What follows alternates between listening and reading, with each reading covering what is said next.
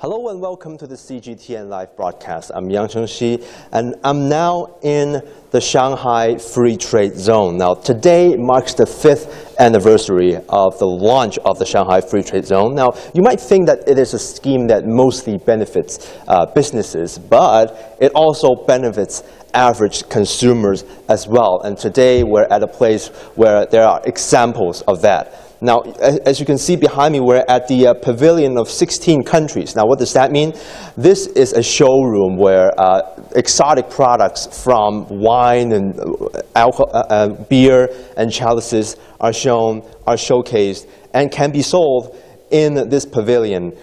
They come from 16 Central and Eastern Europe countries. So we're now at this pavilion, and now we're happy to be joined by the chairman of this pavilion of 16 countries, Mr. 舒克明。舒总，您好，您好。您可以介绍一下这里的成立的背景吗？还有这个 logo 是什么意思呢？ I'm going to ask him what the logo means and some backgrounds of this place. 我们这个中东欧16个馆是在我们上海世博会结束以后，市里面还有自贸区管委会有一个想法，就是做一个永不落的世界博览会。其实还是以商品贸易为主的一个博览会。那么这样的话呢，因为长期馆呢就放在自贸区里面。那么我们做的时候是14年，正好是我们那个自贸区现在为止成立了5周年的这个契机。那么这个中东欧16国馆呢，我们本来的想法就是有一个16+1的概念。那么在欧洲呢，我们中国能够把贸易文化这些交流推广过去。那么这个16个馆，我们开始的创意就是有这是一个蒲公英花，然后呢是有16个手掌拍在一起。因为什么呢？一个手掌，我们中国有个传统说法，一个手掌不响，2个巴掌拍起来响。那么我们想16个手掌拍起来会更响，把事情做得更好，是这么一个想法。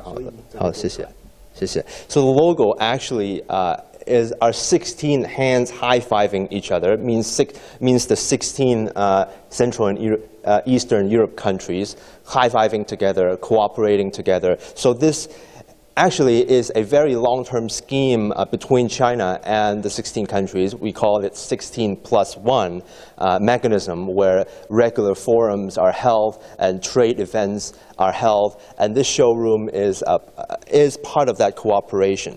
So this 16-country pavilion was set up after, the idea came up after the 2010 Shanghai Expo, and then when the expo was over, they want to set up a showroom where the expo never ends. So a lot of products can be seen in this showroom.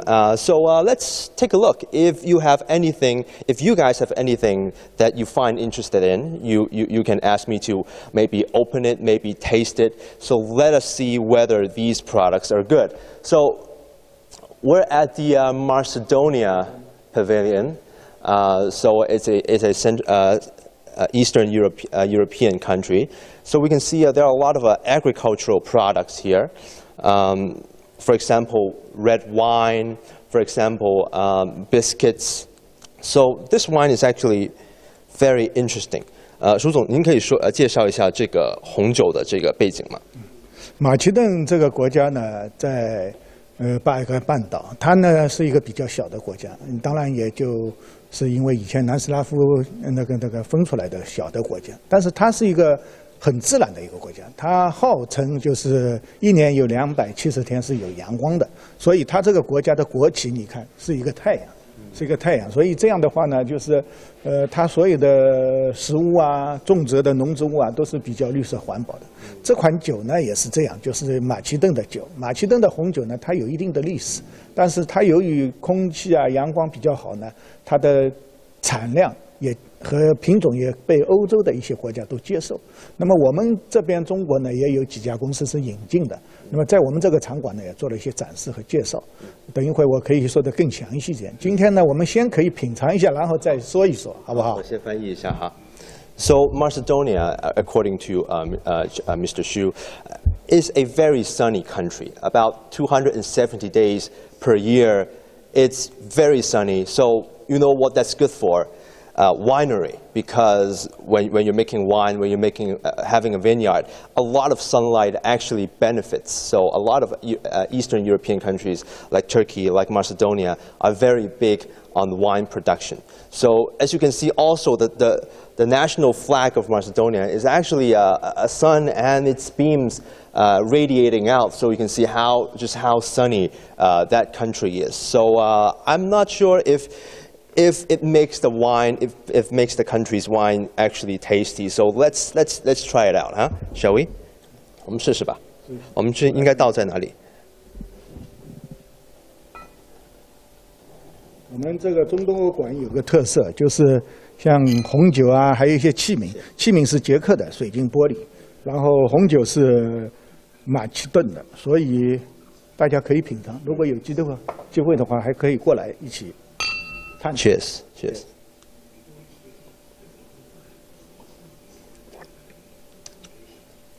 这款酒叫韵丽，是单一的葡萄品种，但是是干红为主。It's quite delicious.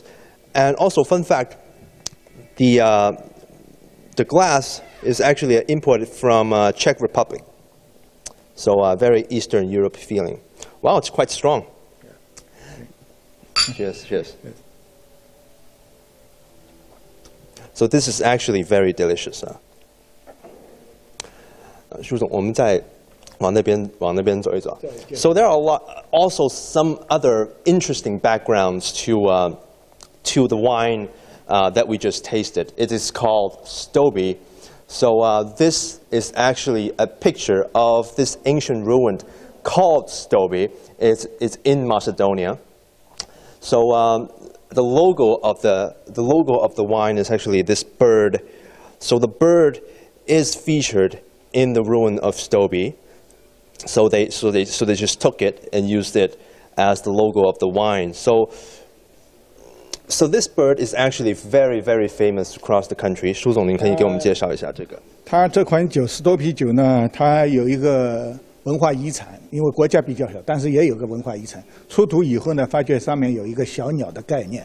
那么在他们马其顿的货币10块的货币上呢，也印了一个。So this is a $10 bill from Macedonia. You can see that on the banknote there's also this bird. So it is.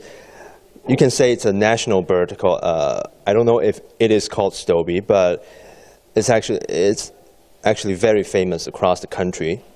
So that makes this wine a national wine of the country. 所以这个酒呢，它把那个 logo 呢就做在那个酒标上面，那感觉有一点国酒的感觉。当然，它的味道也不错。现在马其顿基本在国内这款酒还是做的比较大的，当然这是很多马其顿商品的其中一个，而且这个酒在去年我们上海国际酒的品评赛上也得了个铜奖，那也是大家对它的认可。So you're saying that this wine actually won the bronze award in 2017 from the Shanghai International Wine Challenge. So if you're interested in this wine, you can definitely check it out. Right, shall we move to other sections of this pavilion? So there are it's a 16-country pavilion. So 我们往那边走吧. It's a 16-country pavilion from 16 Central and European countries. 所以现在有多少个国家是进驻了这个馆？我们从16年开始建，到现在已经有5个国家。因为号称是16国嘛，但是有的国家它商品啊，还有一些资源比较匮乏一些，但是能够进来的，现在这些国家也逐步还在进来，有5个，一个是捷克的，还有一个是保加利亚的，还有一个就是马其顿的，还有一个保加利亚国家玫瑰馆，它因为保加利亚的玫瑰产品比较有特色，还有一个就是我们综合馆。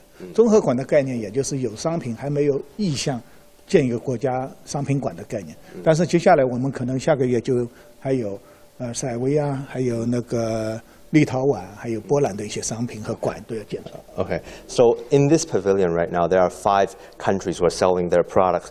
But going forward, he said they will open new sections for products from Lithuania and 还有哪个国家来着？保加利亚。Bulgaria. So products from all these countries can also be sold here. So there are now for now, 5 Central and Eastern European countries' products.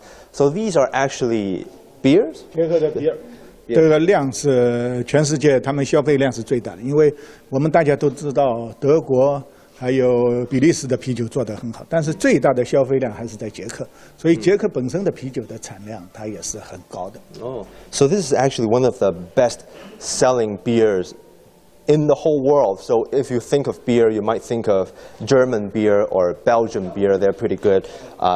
Probably some of the American ones. But however, the beers from Czech Republic are in fact one of the best-selling and in volume around the world. So this actually shows that the Czech beers won world's best beer awards in 2008 and also in 2013. So they're really award-winning beers, huh? 我们可以试一下这里的某些啤酒的品牌吗？ I'm asking to try some of that beer. I'm not letting go of that opportunity. Right, let me try one of that. So you can see the packaging here. Very European feeling. It's a lager. 5% alcohol. Good stuff. Good stuff, huh? Right. Let's try some of that. It's very frothy. 气泡很足。Very frothy. Okay, Cheers, yes. cheers. Cheers. Yeah, very, very frothy.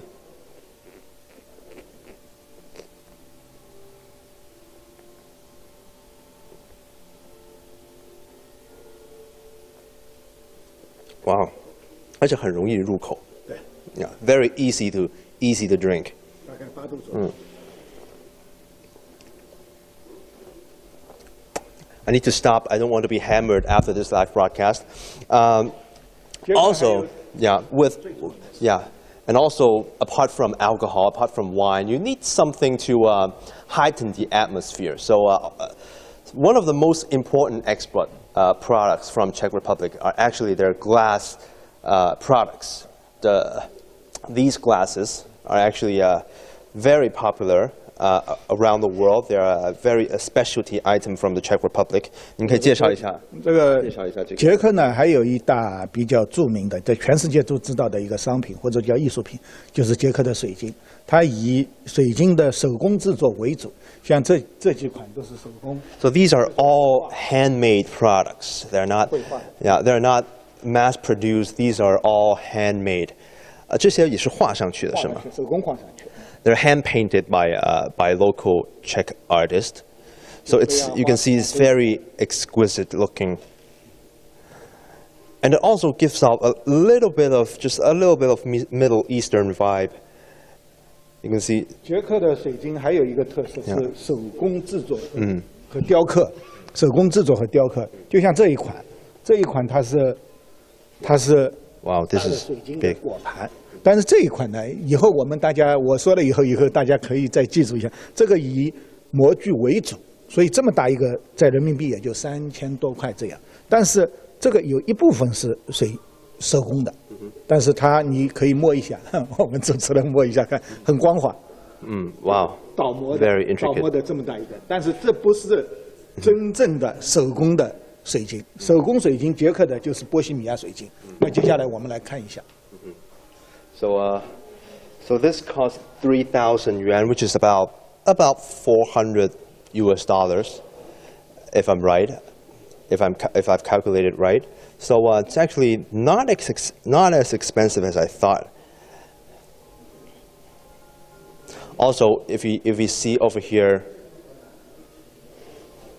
这是手工的是吗？这是完全手工的，完全手工的它是什么概念？也就是说波西米亚的水晶概念。 因为波西米亚是我们大家知道，时尚业也有服装啊、包包啊，都是很繁琐。繁琐的其实就是波西米亚的风格。那么这个水晶，它要用1个月的时间来打磨，你手工再摸一下看，扎手。Wow. You can feel the intricacy here. It takes about a month to handmade to finish this product. if you can feature it at a close up, you can see the intricate patterns here. It is very, very detailed. It's handcrafted. It takes a whole month. This is actually a Bohemian style, so anything Bohemian is, as you can imagine, is very fashion, and it's known for being intricate. 这个是已经果盘，其实可以做果盘，也可以做艺术品，单独挂着看。那么这样的盘，加上关税什么，要差不多达到8000，也有的上万也有。那这是真正的手工的波西米亚水晶。So this takes about $1,000 US. Well, I guess it's well warranted. It feels much more luxurious and intricate than the ones over there. 这个是捷克国家的国礼，已经送给我不知道，反正已经送给普京和我们习主席这个他作为国礼送出来。So these are considered national gifts when national leaders from around the world visit Czech Republic. They usually use these things as gifts to present to dignitaries from all over the world. No wonder it's expensive like that, huh? It's very intricate.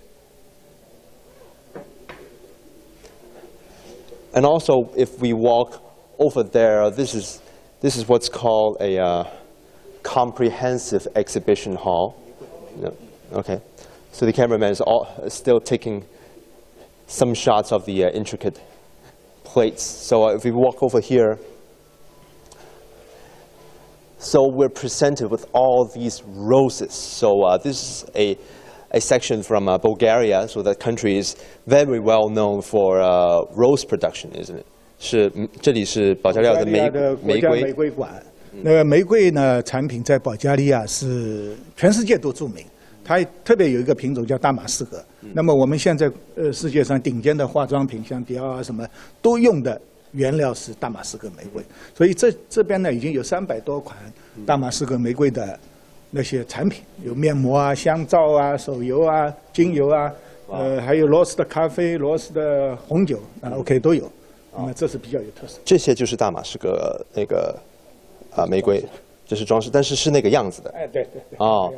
So these are fake. These are ornaments, but this is what Bulgarian roses look like. They're pinkish looking. They're not the red ones you see in movies and in flower stores. These are called, I think, if I'm not mistaken, Rosa damascena.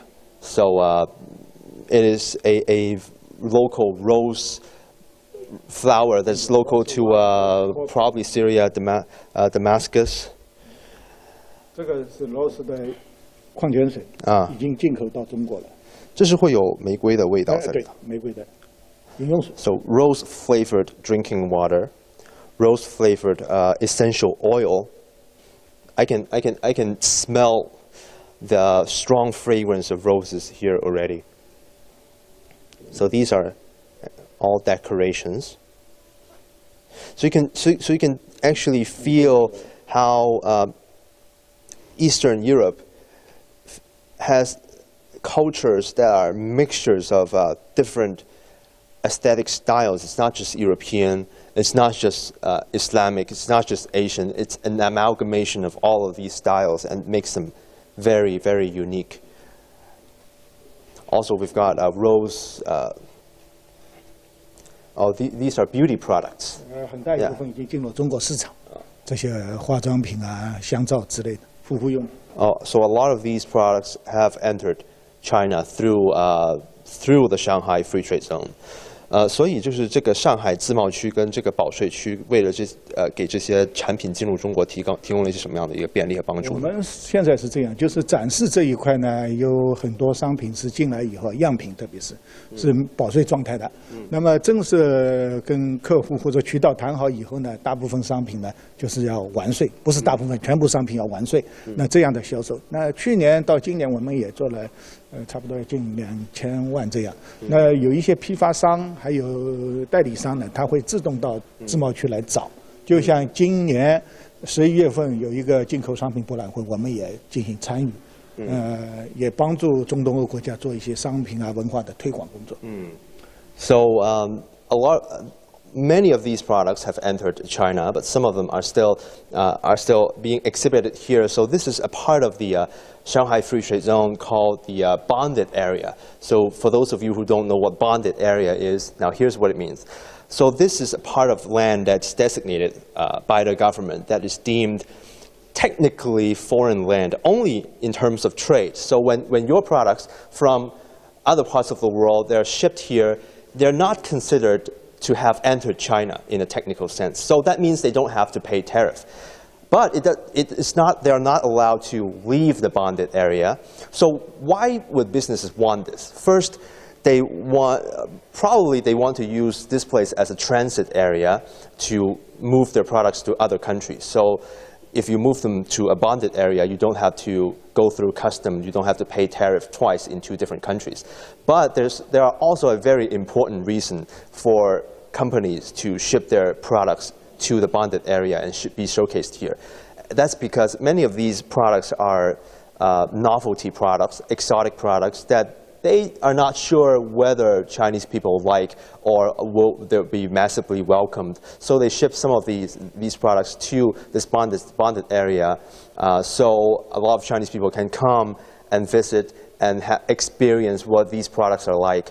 If they're popular, if some Chinese dealers and merchants think they're popular, they will actually import these products and be sold nationwide. So this is a very experimental zone. So a lot of these things are new to me and a lot of average Chinese consumers. So it's definitely a very interesting experience. 谢谢署长。这里的企业，您刚才说到也会，就是很多会参加11月份的进口博览会。对，我们有捷克的、保加利亚的、立陶宛的这些企业代表，还有他们的产品样品都会参加进口博览会。So a lot of the businesses here and also these countries are expected to participate in the China International Import Expo in November. So a lot of things to look forward to. I hope these companies find success in China and in the Chinese market. So that concludes our tour here. There's also another tour right across the hall. It's the Chile Pavilion. So now we say goodbye to Mr. Xu. 谢谢. Thank you very much for showing us around. Thank you. So if we walk across the hall over there, there's the Chile Pavilion. So this building has a lot of pavilions from various countries. We've had a pavilion from Hungary, but it's still under construction. So this 16-nation pavilion and this Chile Pavilion are the only 2 that are in operation. So now we're greeted by Mr. Wu. Thank you very much for showing us around. So can you talk about the backgrounds of this place? 您可以介绍一下这里的一些总体的背景吗？我们这个中治中心是外高桥升级为这个自贸区，中国第1个自贸区之后所进行的国家管项目里面最重要的一个项目，也是现有项目中间不管是占地面积还是在运营的过程当中所涉及的范围最广泛的一个。所以为了让大家能够有一个直观的对于智利这个国家的一个了解呢，我们的主通道是为大家设计了一个纯铜的一个智利的地图啊。现在我们站在是智利的南方，蓬多阿列纳斯是智利最南部的一个港口城市。号称为风之都，现在也是大量的中国游客通过这个点进入南极的一个跳板。As you can see, we are standing on top of Chile because if you look on the floor, it is actually a map of Chile going from here to all the way to the other end of the pavilion. These are made of copper. So some of you might know that Chile is a very big exporter of copper. Of bronze around the world. So these are made of copper. It is a very long strip. So you might know that Chile is the thinnest and probably one of the longest countries on Earth. It's technically just practically a long strip along the South American continent. So as we can see over here that China is the biggest trading partner for Chile, and China has replaced America, replaced the United States to be the biggest wine export market for Chile. So there are also a lot of agricultural products. Updating news is Chile now is the #1 exporting fruits to China. They exceeded Thailand. Wow. It's a marvelous success because Chile is so far away from China. Mm-hmm. We need to take airplanes at least 1.5 days.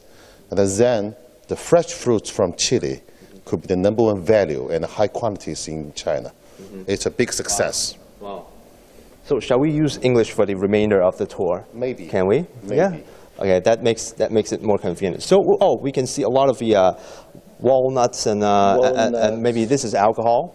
Yeah, alcohol. Very particular alcohol from South America means Pisco. Pisco. Pisco is a very particular alcohol in Peru and Chile, especially in the north part of Chile. Mm-hmm. Only several provinces they have the name of Pisco, just like champagne, cognac from France. Wow. So this is a very typical drink. Chilean peoples enjoy the Pisco in different timings, just like I would just finish the Chilean National Days.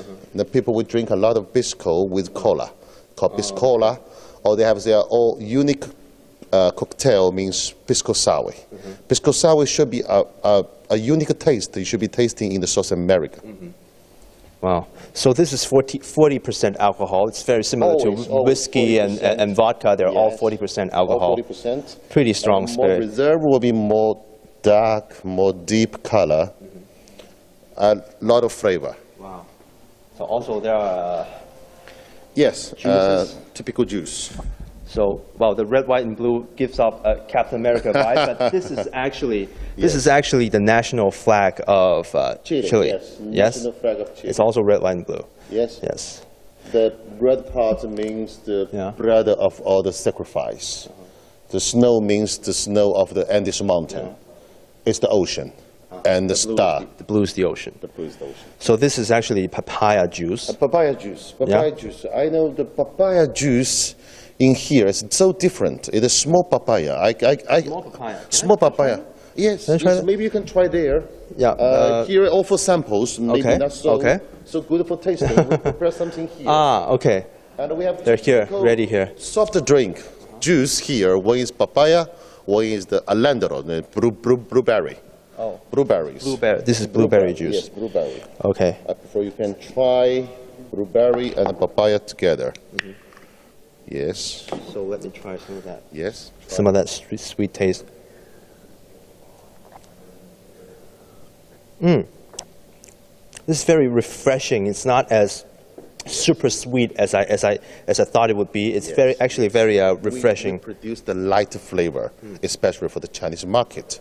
You know, South American people prefer more sweet than us, and especially for the blueberry juice, a lot of how can we say oxidant? It's help us most of the benefits for our eyes, bodies, whatever. Yeah. I don't know how to describe this.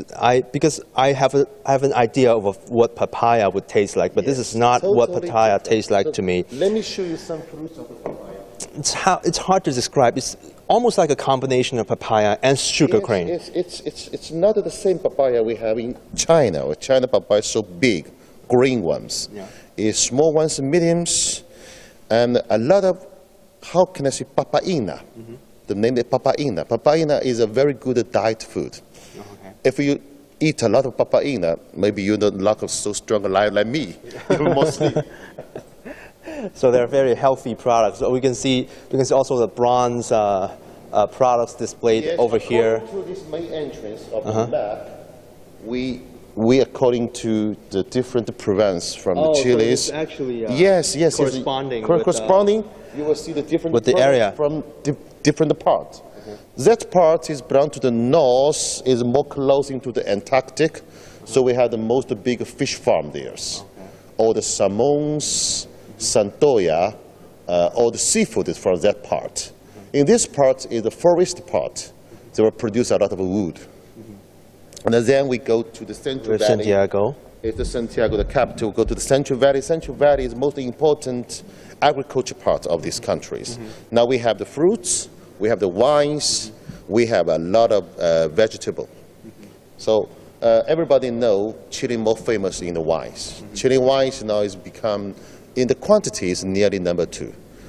In the financial report, it would be number 3. Wow. Number 1 France, number 2 the Australians. But Chinese people drink more and more Chilean wines from South America. So this part, on our feet, wow, is the Chilean valleys for wines. We have a lot of valleys here, Santiago. And Valparaíso is the most important Chilean port. And also is the very famous politician cities because Chilean parliaments are established here. If you want, we can try some wines, or I can explain more information about the Chilean wines. Okay. Well, we can see a lot of wine barrels, a lot of wine products here. We incorporated the Chilean diplomatic functions. We have a pro-Chile booth here to show some choice from Chile's, with some handcraft and some wines here. And there's also a lot of different kinds of things. They always use the Indians' cultures to represent something. It feels, Aztec. I don't know about the no Aztec, culture. Aztec not from Aztec. Mexico. Okay. In the South America, the original culture means Tiwanaku. Okay. After Tiwanaku, we have different branches. Then everybody will talk about the Inca, but the Inca is more younger. The old ancient history of the culture means Tiwanaku. Tiwanaku. And Chile is so different. They are narrow countries, young countries, but will be influenced by all the colonists for long times. We have a lot of handcraft here. Wow. Everybody knows this. Yeah, everybody knows that. Very iconic. Yes.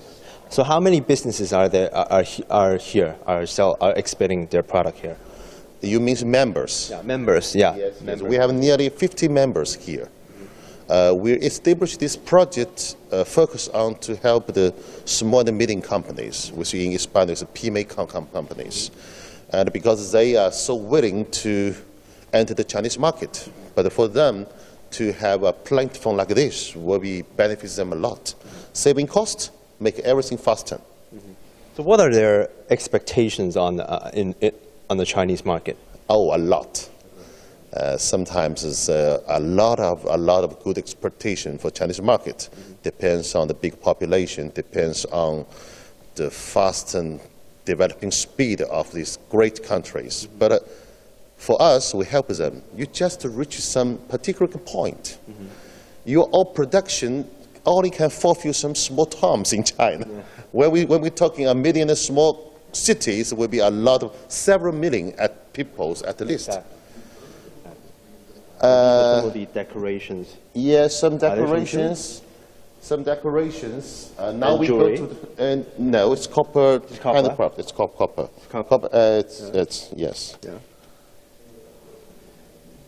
So as a reminder, Chile is a very big exporter of copper around the world.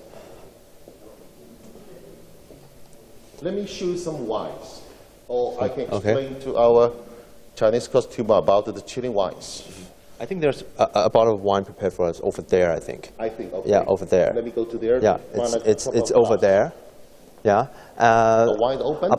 Yeah, it's open. Okay. Apart from the wine, I think there are also some jam, some walnut, and also some chocolate, I think. Yes, chocolate. Chocolate is. We have the #1 chocolate from Chile, handmade. Okay, so can we check out the chocolate first? Yes. Oh, it's over there, I think. It's a family from the German, which is a heritage, the talent from the Belgian. So I can tell from the name, it's very German. They established in the 1955, after World War II, and this family they lose everything. The first how can I say, the grandpa, he lost everything, but only one lover in German. And to make a living, he explored South America, using his talent to how to make it beautiful and delicious chocolate. And he makes success here. He can make a living, he creates a new life. So he go back to Germans to take his lover go to South America to establish his family. Now is third generations. Wow. Very cool. So this is a product. This is a product with a story, with a story to tell, huh? Story. You know, it's not a country like China with so ancient histories, but for them, even 50 years, 70 years means a lot. 3 generations hard work, and then we got some peace. This it's my favorite part. Yeah. So this is hazelnut, milk and hazelnut. If you prefer more bitter taste, this is dark chocolate. It's turning extra bitter, 70, 80, whatever. Yeah. But this part, hazelnut is my favorite, my private favorite, because they have these hazelnuts from Germany. They're exporting from Germany, and they produce this. If you want, we can try. It's a good experience for us. We have a beautiful. If you guys have any things you want me to try, you can post in the comment. Right? Can I have some of that? Please. Okay. This will make your voice more sweet. Very sweet. Very different hazelnuts. Not like the hazelnuts from Dongbei. We have hazelnuts from Dongbei, small, but this one very nice, very high quality. Big nuts. It's my favorite. This is actually pretty good. Thank you. And last but not least, I think we have the wine. Yeah. We have the Chilean wine, famous wine around the world. We'll open wine here. So can you talk about probably the wine industry and probably some of the history behind this wine in particular? Very typical Chilean wines. For Chilean wines, we always have some icon. They're not like the old world, like France, Germans. They're so traditional designs. So we have some icons. For here, Pure Rada, they have the icon for like a horse head. And this wine is from Central Valley. Central Valley is from 2016, so very young wines. Chilean wines sometimes becomes more popular here because they are, how can I say, they are like a different version of the juice. You know, juice like the papaya and the blueberries, they are so short self-times, but the wines, they have more longer, and it can exist a lot of good things.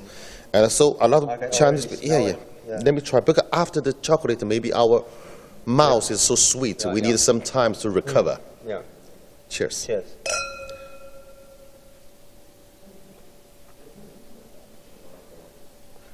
Cabernet Sauvignon now is very basic varieties for Chilean wines. And also in Chilean wines, we have another unique varieties, it means Carbonera. Carbonera has a very interesting stories because around 300 years ago, we have a big disease of the grapes in Europe. We nearly lost all the varieties. And after that, some varieties, rare varieties, could be exist in South America, depends on the colonist. And in 1995 or 1996, some French wine master and the Japanese scientists, they find some variety in Chile is very near like the Merlot. In Chile, the farmers have 2 names of the Merlot. One name is Merlot, one name is Merlot Chileno. They find that the Merlot Chileno is more like some variety named the Carbonera, could be disappeared for long times. And it depends on the technicals, depends on the old books, lessons they find it's Carbonera. Now is nearly 99% of the Carbonera only exists in Chile for productions. The very small percent that you can find in Italian, only for some vegetables, for greens, not for wines. So Chile had a lot of interesting story of the wines. For me, I say, is the gifted land for wines. Enough sunshine, good timing for rains, everything's good. Let's enjoy. In Chile, if we cheers, we say salud. Salud. Salud. Salud, huh? And it's also, there's something I noticed, the fragrance stays in your mouth for a long time after you taste it. It's a small secret. If you want to recognize the standard, the quality of the wine, just to check how long it can last in the good feeling in your mouth. If they disappear immediately, enter level. Now you feel it can lasting for several seconds or more than this, it could be reserve. Wow. They're bracing with the oak barrels for 6 months. If you make it more heavy, more times, but remember, only the best quality, high quality grapes can serve this torture for long times. Wow. So does that make me an entry-level wine connoisseur? I don't know, but I could surely testify that the taste stays a long time in your mouth. It's very typical Cabernet Sauvignon flavors. Let's cheer again for all the audience.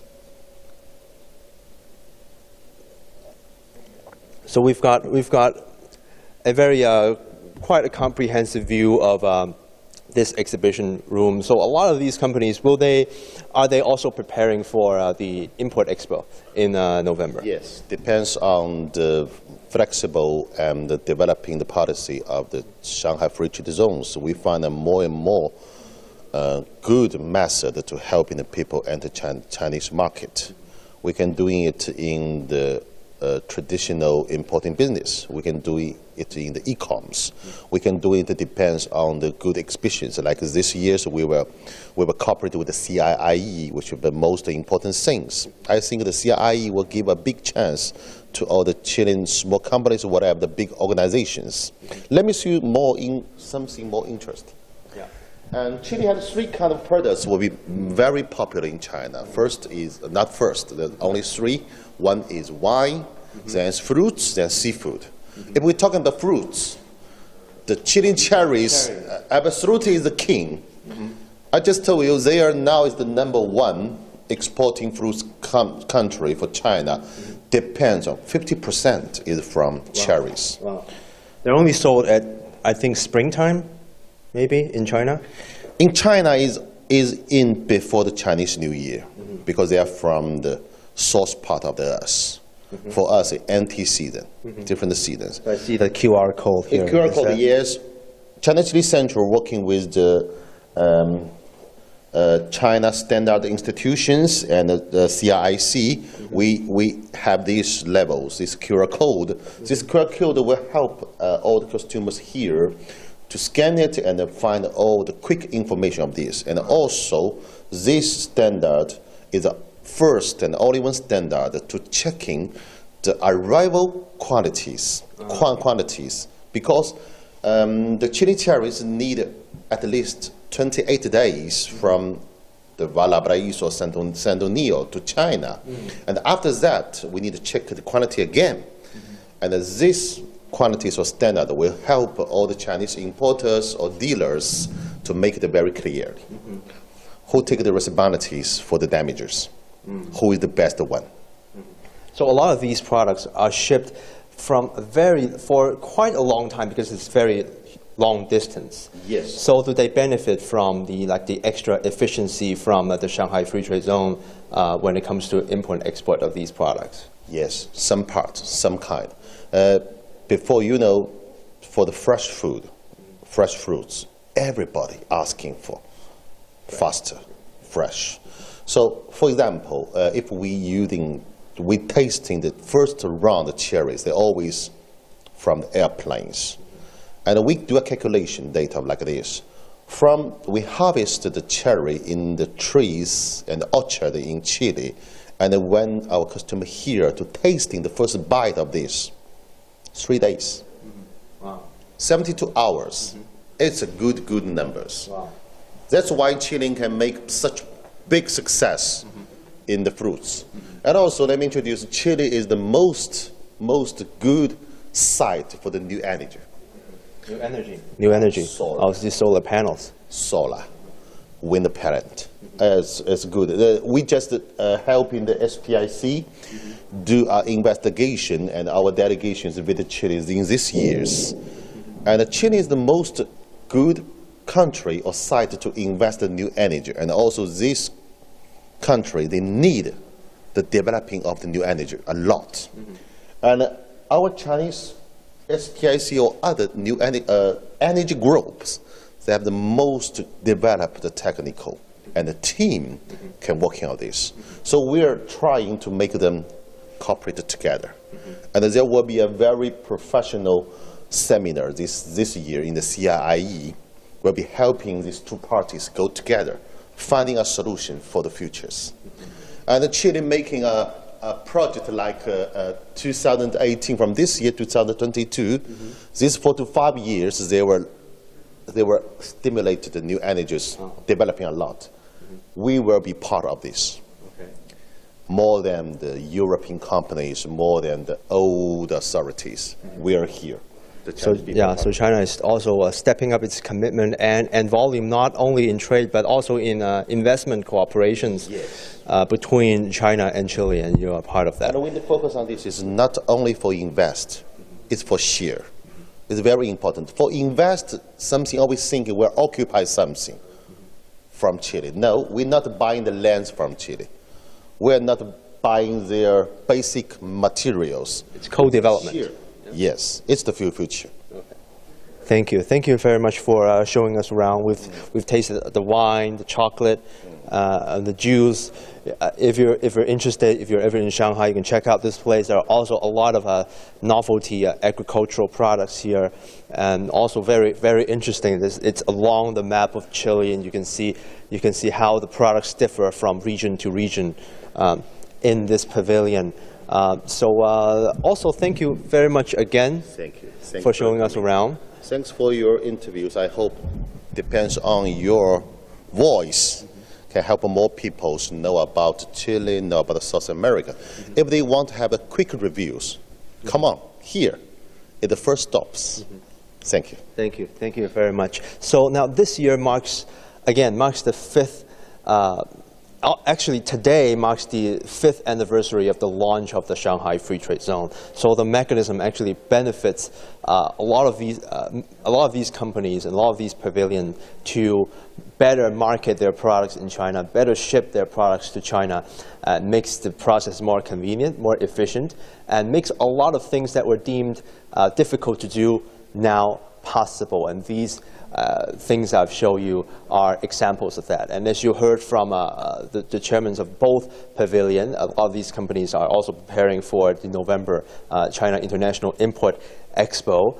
But as you can imagine, when the expo is over, the pavilion and the exhibition still are here to stay. So this is an import expo that never stops. So if you're ever in Shanghai, feel free to check out this place. So this concludes our live broadcast here today. I'm Yang Chengxi in Shanghai, and I'll see you in the next one.